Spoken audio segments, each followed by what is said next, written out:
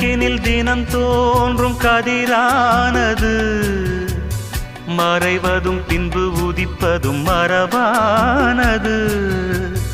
கடல்களில் உருவாகும் அலையானது விழுவதும் பின்பு எழுவதும் இயல்பானது.